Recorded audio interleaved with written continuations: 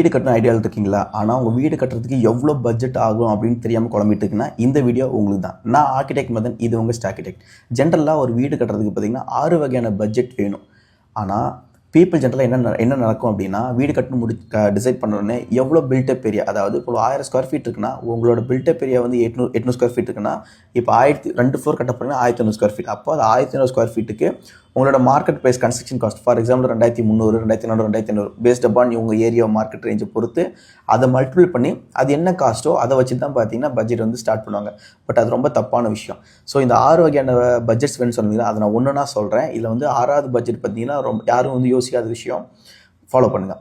So first விஷயம் என்னென்னா, நீங்கள் வந்து ஒரு ப்ரொஃபஷனலை வந்து ஹையர் பண்ணணும். அதுதான் வந்து மோஸ்ட் இம்பார்ட்டன்ட் விஷயம். எதுக்கு நீங்கள் ப்ரொஃபஷனல் ஹையர் பண்ணணும்னா, நீங்கள் ஹையர் பண்ணுறப்ப நீங்கள் பண்ண போகிற ப்ராஜெக்ட்ஸுக்கு டிசைன்ஸு, அதுக்குள்ள ட்ராயிங்ஸ் எல்லாமே ப்ராப்பராக ஸ்பெசிஃபிகேஷன் எல்லாமே உங்களுக்கு வந்து ஒர்க் அவுட் பண்ணி கொடுப்பாரு. அதுக்கு நீங்கள் வந்து ஒரு பட்ஜெட் வந்து அலாட் பண்ணணும்.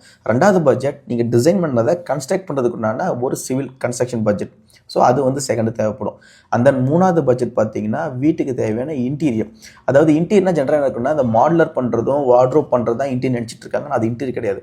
உங்கள் வீட்டுக்கு பார்த்தீங்கன்னா நீங்கள் ஃபால் சீலிங் பண்ணுறது, ஒரு வால்பேப்பர் பண்ணுறது, பேனலிங் பண்ணுறது, இது மாதிரி number of things, even curtains இருக்குல்ல, இதெல்லாமே பார்த்தீங்கன்னா இன்டீரியர் கேட்டகரி தான் வரும்.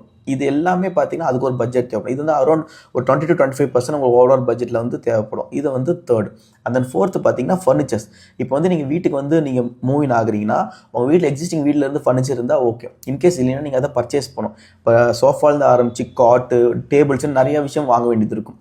இது எல்லாத்துக்குமே ஒரு பட்ஜெட் தேவைப்படும். அதுக்கு நீங்கள் வந்து பிளான் பண்ணணும்.